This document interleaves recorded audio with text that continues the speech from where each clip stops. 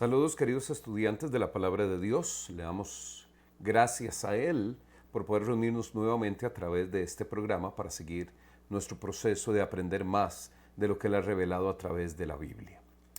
Bienvenidos a nuestro programa Viviendo la Palabra. Esto es un esfuerzo de la comunidad pastoral de la iglesia Lifehouse en sus tres sedes, Alajuela, Cartago y la iglesia madre en Cipreses de Curriabat. Y llegamos a ustedes a través de la difusión de nuestra querida radio, la 89.5 FM, Life FM Estéreo, en sus 40 años, y también a través de las redes de nuestra iglesia. Les bendecimos y les alentamos a seguir enfocadamente, intencionalmente, estudiando la palabra de Dios para acceder a la revelación que Él planeó que tú y yo tuviéramos. Estamos en nuestra serie de estudios titulada Introducción al Apocalipsis y el mensaje a las 7 iglesias. Y hoy nos corresponde terminar con el estudio de la tercera carta a las iglesias, que es la carta a Pérgamo, la iglesia mundana. Y hemos establecido un modelo de estudio en cada una de las 7 cartas. Ya lo completamos con Éfeso, ya lo completamos con Esmirna y hoy lo estamos terminando con Pérgamo, la tercera de las iglesias que recibe la tercera de las cartas.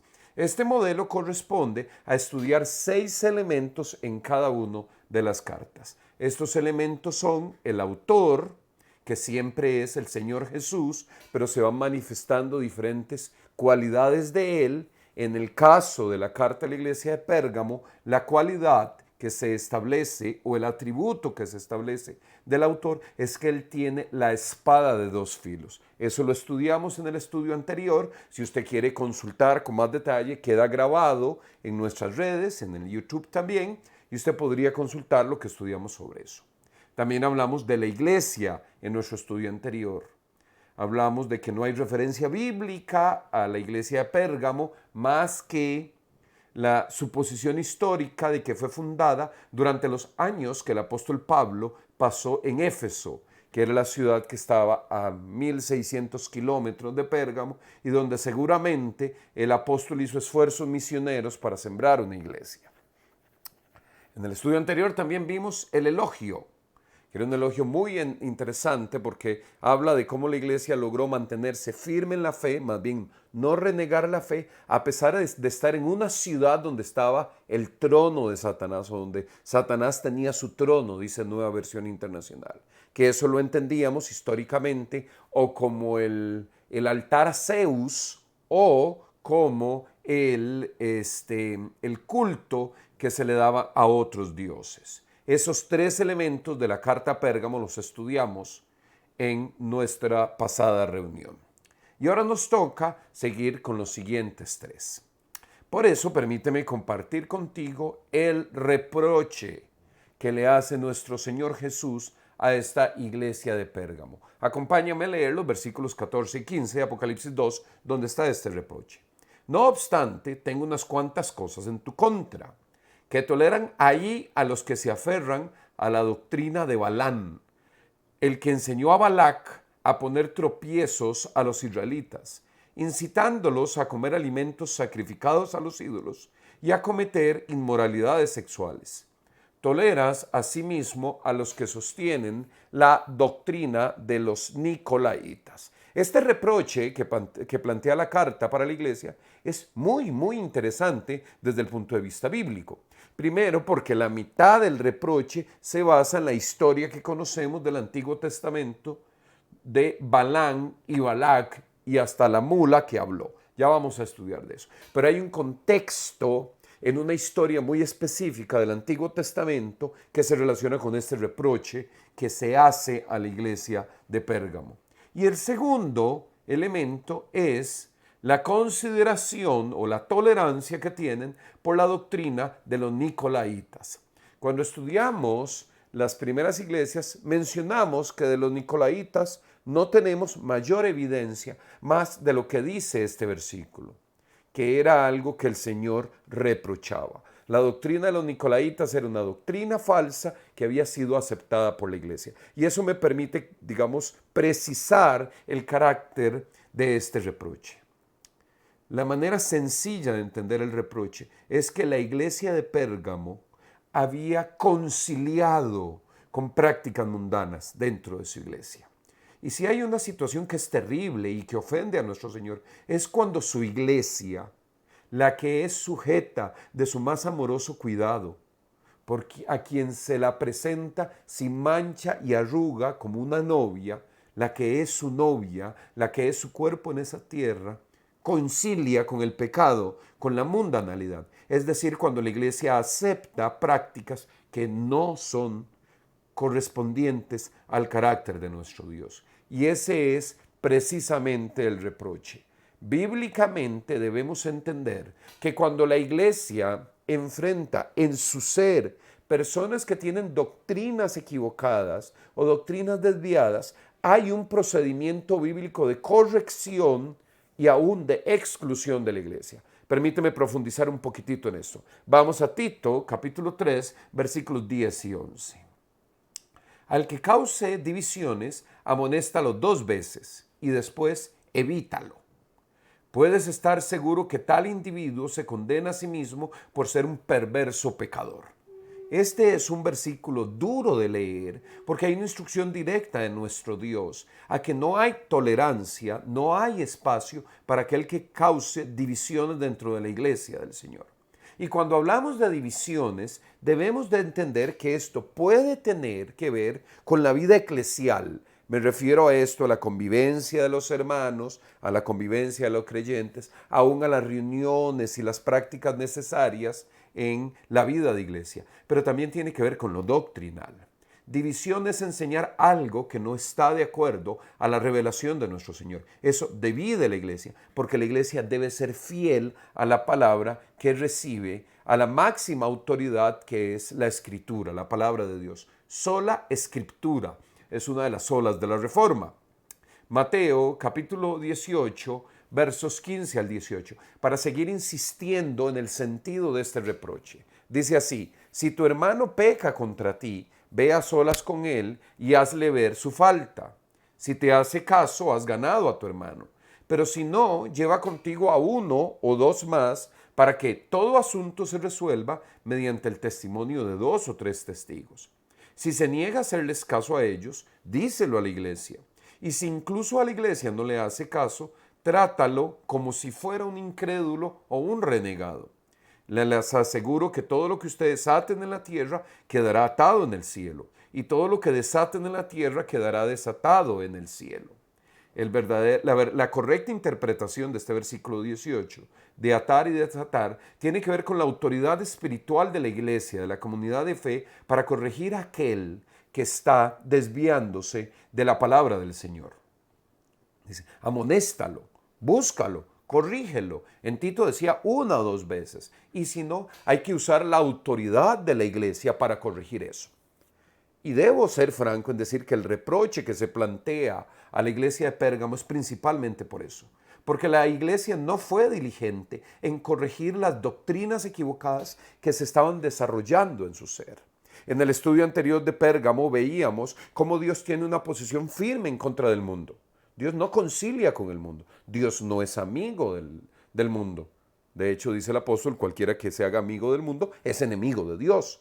Dios no tiene conciliación, ni matrimonio, ni amistad, ni noviazgo con el mundo. Él corta con el mundo. Y pide lo mismo de su iglesia. Y la iglesia tiene que ser valiente para enseñar las doctrinas correctas. Sí. Tienen razón en lo que están pensando, queridos estudiantes, de que eso no es sencillo, porque vivimos en un mundo que no es muy amigo de que le digamos la verdad de Dios. El mundo por naturaleza es contrario. Y el mundo ha tomado una estrategia que no es confrontar a la iglesia, es diluirse en la iglesia, inmiscuirse en la iglesia. Y hoy hay, seguramente, comunidades o congregaciones que aspiran a ser cristianos, pero han aceptado doctrinas y enseñanzas que no son bíblicas. Por lo tanto, no son iglesias. Y es el mismo reproche que se le hacía a la iglesia de Pérgamo el que le correspondería hoy a toda comunidad, a toda reunión de creyentes donde estén dispuestos a conciliar con el mundo para no meterse en problemas. No. Seguramente eso es un buen ejemplo de aquel versículo donde el Señor Jesús decía: yo he venido a traer espada. Si la espada de los dos filos, ¿recuerdan que lo estudiamos? Es al mismo tiempo ofensiva y defensiva, también corta. Y a veces la iglesia con su autoridad tiene que tomar posiciones tajantes, que son respaldadas por el Espíritu Santo y fundamentadas en la palabra de Dios, de cortar con aquello que no va de acuerdo al carácter de Dios. Y les decía que este reproche está ubicado en la historia de Balaam. Y hay un detalle de esta historia de Balaam y Balac que a mí me gustaría resaltar. Números capítulo 38, 31, verso 16. Sí, fueron ellas las que, aconsejadas por Balaam, hicieron que los israelitas traicionaran al Señor en Baal Peor. Por eso murieron tantos del pueblo del Señor. Es interesante, porque el pecado de Balaam, con el que concilió la iglesia de Pérgamo, el que no cortó la iglesia de Pérgamo, tiene que ver con la enseñanza de prácticas dentro de la iglesia que ofenden a Dios. El propósito de Balaam fue desviar al pueblo, no confrontarlo, desviarlo. Digo esto entre comillas porque no es estrictamente correcto, pero es engañarlo para que tuviera posiciones que se desviaban de la verdad de la palabra. Ese es el pecado de Balaam. Y ese es el reproche que Jesús le hace a la iglesia de Pérgamo. No consientas con eso. Y eso produjo muchas muertes del pueblo del Señor. Murieron tantos, porque como decíamos, Dios tiene una posición contundente en contra del pecado y de la mundanalidad. Judas, los versículos 10 y 11, siguiendo profundizando la base bíblica de este reproche. Estos, en cambio, maldicen todo lo que no entienden, y como animales irracionales, lo que entienden por instinto es precisamente lo que los corrompe. Ay de los que siguieron el camino de Caín. Por ganar dinero se entregaron al error de Balaam y perecieron en la rebelión de Coré. Seguramente tenemos que entender que la avaricia y el amor al dinero son elementos de este pecado de Balaam. ¿Recuerdan la historia? Balaam quería ganar un dinero que le ofrecía a un rey pagano para maldecir al pueblo de Israel.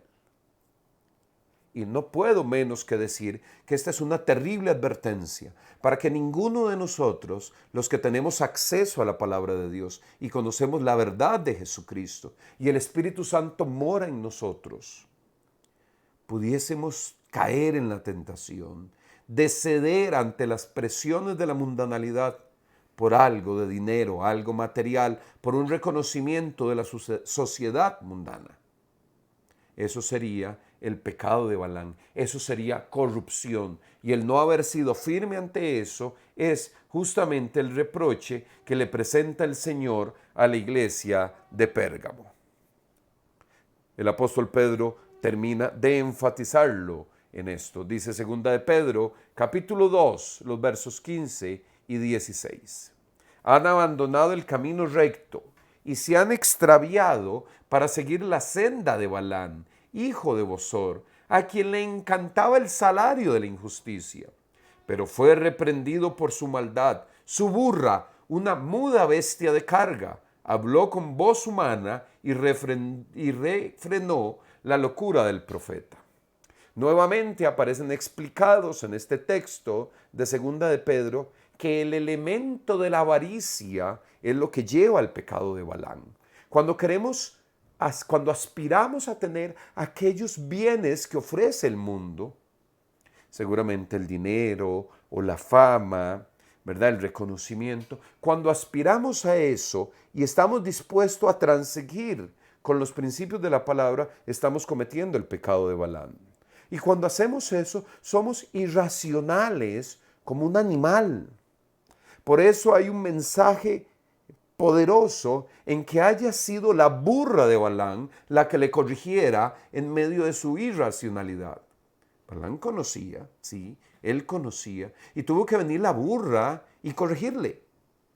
Había llegado a un punto en su pecado que era absoluta irracionalidad, y todo por la avaricia, por tener así, por tener aquellos bienes materiales que ofrece el mundo, que son tan poca cosa comparado con lo que nosotros recibimos de Jesús. Esa es la conclusión del estudio de hoy, por cierto. No me quiero adelantar. Continúo con el reproche, porque este es casi que el centro del mensaje de la carta a la iglesia de Pérgamo. Segunda de Corintios, capítulo 6, versículos del 14 al 17. No formen yunta con los incrédulos, que tienen en común la justicia y la maldad. ¿O qué comunión puede tener la luz con la oscuridad? ¿Qué armonía tiene Cristo con el diablo? ¿Qué tienen en común un creyente con un incrédulo? ¿En qué concuerdan el templo de Dios y los ídolos? Porque nosotros somos templo del Dios viviente. Como Él ha dicho, viviré con ellos y caminaré con ellos, yo seré su Dios y ellos serán mi pueblo. Por lo tanto, el Señor añade, salgan de en medio de ellos y apártense, no toquen nada impuro y yo los recibiré. Este pasaje, este texto de 2 Corintios es profundamente doctrinal. Primero dice que hay una completa inmisibilidad entre lo que es de Dios y lo que es del mundo. La justicia y la maldad no pueden estar juntos. A veces simplificamos el yugo desigual, que es la manera en que conocemos a este versículo en las iglesias evangélicas. Lo simplificamos y lo establecemos solo para ciertas áreas de la vida del cristiano. Pero aquí lo que el Señor nos está diciendo en la exhortación del apóstol Pablo es que nosotros no podemos conciliar con las prácticas pecaminosas. Nuestra moral en el trabajo, en la familia, en los medios académicos, en la comunidad, aún en nuestras posiciones políticas, nosotros no podemos conciliar con el mundo. ¿Qué hay de eso? Eso es invisible, es imposible de mezclar. Es cuando tú tomas el aceite y el agua y lo agitas y se hace una emulsión, pero después se separa. No es un estado que sea permitido por Dios o por la naturaleza. Son cosas completamente invisibles entre sí. Esa es la primera enseñanza. No se puede, es espiritualmente imposible. Y la segunda enseñanza de este pasaje es que cuando intentamos hacer eso, rompemos con el pacto de Dios. Porque Dios dijo, yo seré su Dios y ustedes serán mi pueblo. Cuando yo intento conciliar con el mundo, estoy rompiendo con el principio espiritual del pacto de Dios. Más bien el Señor nos ordena, salgan de ahí. Es una reflexión que debemos hacer si en nuestras vidas personales, en nuestra vida natural como creyente, nosotros hemos cometido el pecado de Balaam, que por un interés económico o de desarrollo profesional, social, material, estamos dispuestos a conciliar con los principios que no son de Dios. Ese fue el reproche completo a la iglesia de Pérgamo. Fuiste y te mezclaste con el mundo. Ese es el reproche. Ante ese reproche, vamos al siguiente punto de nuestro estudio de las cartas, que es el mandato. El mandato que le da el Señor Jesús a la iglesia de Pérgamo está en el versículo 16 y dice así: por lo tanto, arrepiéntete. De otra manera, iré pronto para pelear contra ellos con la espada que sale de mi boca. Y seguramente de este versículo podríamos volver a aquello que estudiamos de la espada de dos filos que tiene el que escribe la carta. El que tiene la espada de dos filos. Y ya hablamos de lo ofensivo y de lo defensivo de la espada, que la espada es la palabra de Dios, pero eso es tema del estudio anterior. Yo quisiera relacionarlo hoy más bien al volver a la historia de Balaam. Números 22-23. Apunte este versículo porque es muy serio. Cuando la burra vio al ángel, está hablando de la historia de Balaam, a la que se refiere el reproche, estamos en la carta de Pérgamo.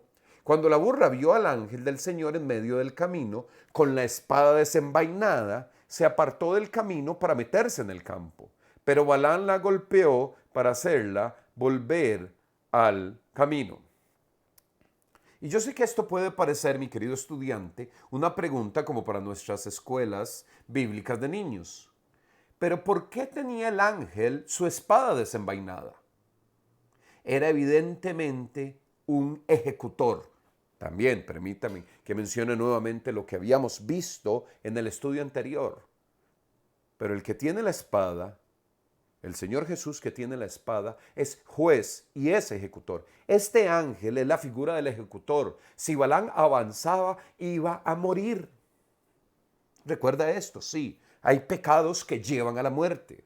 Pecado de muerte, lo dice en la palabra. Sí, y Dios tiene la autoridad, porque Él es el dador de la vida, de decidir cuando una persona ha llegado a un nivel de rebeldía que ya no hay más espacio para eso. Y aquí entonces la burra ve al ángel con la espada desenvainada. La burra percibe el juicio que vendrá. Balaam no. Pero la burra lo persigue y Balaam quiere volver. Vean la irracionalidad, pero la orden que le da, el mandato que le da el autor de la carta a la iglesia es: arrepiéntete de eso. Arrepiente, porque si no voy con la espada. Y esa espada es la figura del ejecutor, es la figura del juicio, del castigo de Dios sobre sobre la rebeldía de aquellos que han conciliado con el mundo. No concilies con el mundo. La ética, la moral es del Señor. Lo bueno, lo justo es del Señor. No lo define el mundo. El mundo no tiene autoridad para decirnos cómo debemos vivir. Es el principio de Dios. Yo voy a obedecer la autoridad natural siempre y cuando no esté en contra de los principios que la palabra revela. Primera de Corintios capítulo 5, versos 6 y 7, para entender mejor este mandato de arrepentirse. Hacen mal en jactarse. No se dan cuenta que un poco de levadura hace fermentar toda la masa. Desháganse de la vieja levadura para que sean masa nueva. Panes sin levadura, como lo son en realidad, porque Cristo, nuestro Cordero Pascual, ya ha sido sacrificado. Ese es otro versículo del que podríamos hacer un estudio completo. Pero Cristo al morir, Cristo nuestro Cordero Pascual, al ser sacrificado, establece un compromiso en la vida del creyente de eliminar, de deshacernos de la levadura. Y eso fue lo que no hizo la iglesia de Pérgamo.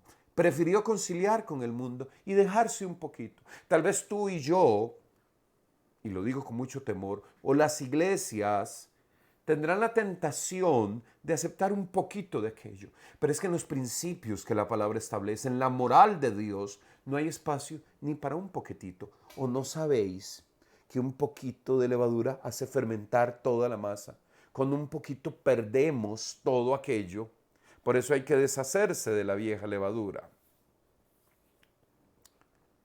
Es un trabajo de la iglesia corregir. Y las iglesias y las comunidades de fe no pueden cometer el error de Pérgamo, de transigir, de no corregir, de no cortar con la mundanalidad que se mete en la iglesia. Claro, esto tiene formas. Segunda de Timoteo, capítulo 2, versos 24 y 26. Y un siervo del Señor no debe andar peleando. Más bien debe ser amable con todos, capaz de enseñar y no propenso a irritarse.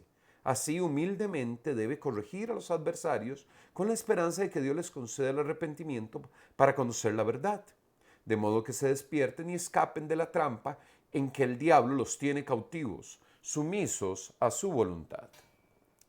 Y yo te debo pedir que reflexiones en que cuando no cortamos con la mundanalidad, hay dos grandes efectos. El primero es que contamina la iglesia del Señor. Se meten prácticas mundanas que no deberían de estar en la iglesia del Señor. Pero también perdemos la oportunidad que aquellos que las están trayendo sean corregidos para que busquen reconciliarse, para que vivan el arrepentimiento. Termino con el consejo. Versículo 17 en la carta a Pérgamo. El que tenga oídos, que oiga lo que el Espíritu dice a las iglesias. Al que salga vencedor le daré del maná escondido, y le daré también una piedrecita blanca en la que está escrito un nombre nuevo que solo conoce el que lo recibe. ¡Qué bonito! Debo contarles que acerca del nombre en la piedrecita blanca hay algunas diferentes interpretaciones. No tenemos algo dogmático sobre eso. Por eso debo concentrarme en lo que significa en el consejo: al que salga vencedor le daré del maná escondido. Juan capítulo 6, verso 48 al 51. Yo soy el pan de vida. Los antepasados de ustedes comieron el maná en el desierto y sin embargo murieron. Pero este es el pan que baja del cielo. El que come de él no muere. Yo soy el pan vivo que bajó del cielo. Si alguno come de este pan, vivirá para siempre. Este pan es mi sangre, que daré para que el mundo viva. Perdón, este pan es mi carne, que daré para que el mundo viva. Sí. Al que salga vencedor le daré del maná escondido. Yo debo terminar recordándoles que ese maná escondido es el Cristo Jesús.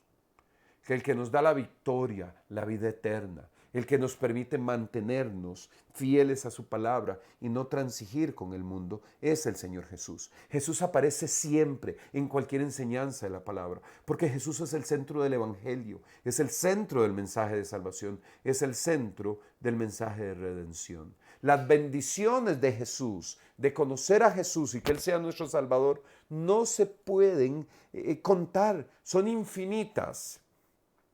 Lo mejor que puedes hacer en tu vida es aceptar a Jesús como tu Salvador y entender que Él es la guía, la forma, es la mejor decisión de tu vida. Concluyo con un hermoso versículo para que lo reflexiones. Efesios capítulo 1 y verso 3. Alabado sea Dios, Padre de nuestro Señor Jesucristo, que nos ha bendecido en las regiones celestiales con toda bendición espiritual en Cristo. Y yo quiero exhortarte y animarte a que tú vivas tu vida con Jesús para que recibas todas las bendiciones espirituales en Cristo. Esto, por supuesto, significa la salvación y la vida eterna, que es el mayor de todos los dones, el que Él pagó en la cruz por ti y por mí. Pero significan otras muchas bendiciones espirituales en tu vida, en tu familia, en tu diario vivir, cosas que Jesús hará. Por eso, si tú todavía no conoces al Señor Jesús de una manera personal, de una manera real, yo te invito a que un momento te detengas y abras tu corazón y le digas: Jesús, ven a mi vida. Me arrepiento de mi vida sin ti. Yo quiero comer de ese maná escondido que da vida eterna. No quiero conciliar con el mundo. Hoy entiendo que eso es como el pecado de Balaam. Yo quiero vivir una vida contigo porque tú eres el pan de vida. Quiero comer de ese pan. Yo te bendigo, mi querido estudiante de la palabra. Sigue adelante con tu estudio. Te invito a que si quieres plantear alguna inquietud sobre este estudio, hacer una pregunta o tal vez una sugerencia o simplemente reportar que nos acompañas, que nos mandes un correo electrónico a viviendolapalabra@life.cr. viviendolapalabra@life.cr. De parte de la comunidad pastoral de las iglesias Lifehouse, te bendecimos. Vive con Jesús, come de ese pan de vida. Nos seguimos viendo en nuestro programa Viviendo la Palabra para seguir profundizando en lo que Dios quiere enseñarnos. Que Dios te bendiga.